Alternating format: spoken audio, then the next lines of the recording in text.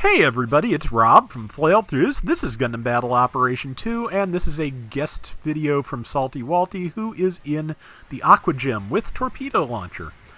I have that, but I don't think I've run it with that yet. I've been using the Harpoon gun for the most part, but yeah, it's got the Torpedo Launcher, which has two different kinds of missiles on it, and it's pretty good. I want to get it on the same account that I have my Gundam Marine type, because that can use it as well. But yeah, as you've probably noticed by now, Salty's entire team is using Aqua Gym, so should be interesting to see. It is, of course, a gym with water compatibility. The specialization would be a much better term, but compatibility is what the game uses, so I may go over that some more than one time sometimes, just because, like I said, it's confusing. You know, there's a lot of things that are compatible with space, but despite you know, or can be used in space but do not have space compatibility, which is why it should be space specialization, but oh well. Almost everything that has water specialization also has a ground, because most of them had ground compatibility before water was added to the game back in September. So yeah, so it's words, which I suddenly ran out of. But yeah, so there are things that have double compatibility like that to give the extra bonuses and efficiencies in both environments. I believe the Aqua Gym also has the skill that lets it fire its main weapon while boosting. I don't think that works with the Torpedo Launcher, though. It might. I think there's one set of torpedoes you have to plant feet to fire, and one set you don't.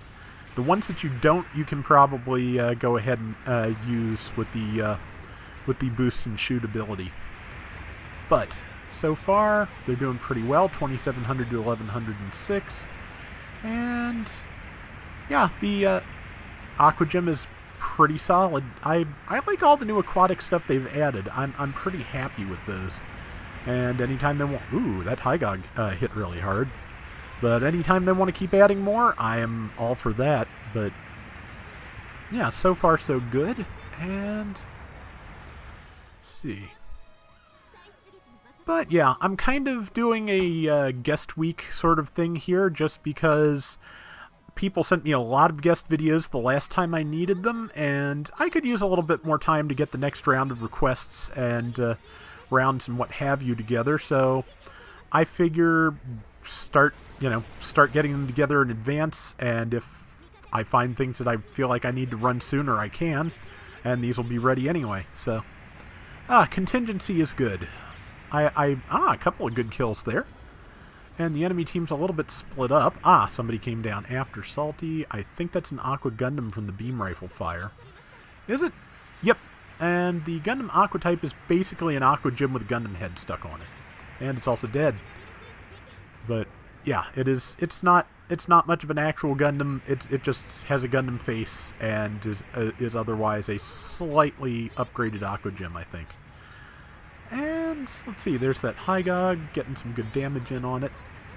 Yeah, a lot of good missiles, which always good to have a lot of missiles to throw around as far as I'm concerned, especially ones that can be used while boosting. To be honest, boosting into things while firing missiles is just one of my favorite things in this. So I do okay with the double Zeta and the Phas generally, because that's one of their main methods of attack as far as I'm concerned. You can keep moving and keep throwing out damage, and it's pretty good. And the missiles here seem to be similar, so at least in terms of how they can be used. And let's see, looks like a Zagok to the small of the back. Oh, it's a Ram Zagok, fancy. To my knowledge, that is not in the lottery or the recycle ticket store or anything like that yet. That has still only been a prize for clan match winners, but should hopefully be moved over to one of the other ways of acquisition soon. I hope, because I want to get it. I want to see what it's like. I'm just hoping it's, I hope it's good, but I hope it's not quite as terrifying as it was in Maelstrom's hands back in GV01. That was scary. I told the story recently, but he voluntarily retired that after we ran a team of all supports, and he decided to run the Ramzagok because, oh my, that was several disasters all at once, and kind of got to be not fun at the end. But it's one of the things that in hindsight I have to laugh about, just because, yeah, it's funny that how that worked out, with the distance of several years. But let's see, 2.5 minutes left. They've got a 2-1 lead. That's a pretty good place to be in. And missiles are ready. And there's a good shot because the Zagok is not facing him. He's trying to move up to anchor position. Didn't quite make it. Aqua Gundam took some anchors. It's a good target right now because it's closer. And I think those beams are coming from the Ramzagok. Ooh, there's the Hygog again, but it got stunned just in time to not have a repeat of last time. So I'm pretty sure that's a 3500, which Salty just had was about the same amount of health that he had last time when it did him in. This time, though, it did him in with the beams. They've made up a little ground, but Salty and company are still about 4,000 points ahead. And it's going pretty well. The points are evenly split. They've got Salty's team has one corner of the pool. Enemy team has the other. I'm pretty sure this is at least partially some of Salty's regulars. I know Heavy Arms is in there, so. And let's see, 90 seconds left. And some support fire coming out. If they keep that formation, that's going to be fantastic support fire. Salty's doing a pretty good job of keeping them still. Oop, there's one that I totally lost.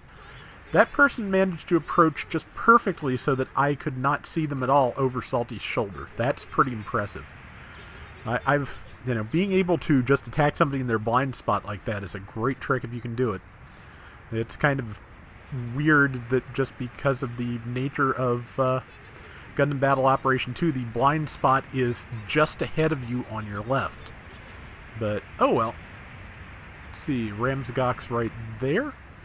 Yeah, it's been fairly unusual to see those. Want to get it, want to get the Doas Custom, want to get, I believe they did add the Dom Cannon single cannon type to the lottery, which definitely want to get that when I can, just because, got to catch them all. And 30 seconds left, still about a 5,000 point lead now. Salty seems actually expanding their lead, which is already pretty significant, so 20 seconds left, and they've definitely got this in the bag. Salty's throwing out missiles as best he can.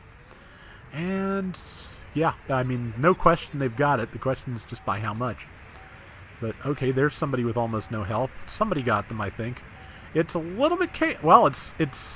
There's so many missiles going out that that Salty's PS4 seems to be having a little bit of trouble keeping up. That's impressive. But good round, very solid, and yeah, all Aqua Gyms all the time. Very nice. So, let's see. Alright, yep, Heavy took top assist damage and was most targeted. 4 kills and 2 deaths, and Salty did really good damage as well. So, good stuff, and thank you for the round. That is going to do it for today's Gundam Battle Operation 2. We will be back soon with more, so till next time, everybody take care and have fun. Later! Since I'm at it, though, can anybody remember any other Gundam Battle Operation 1 mobile suits that are not in the game yet? The couple that came to mind for me were the Full Armor Slave Wraith, which I believe is on the way. I forget. And the Gym Intercept, which was not the version with the fellow booster like you used in space, but a ground version, which was actually a...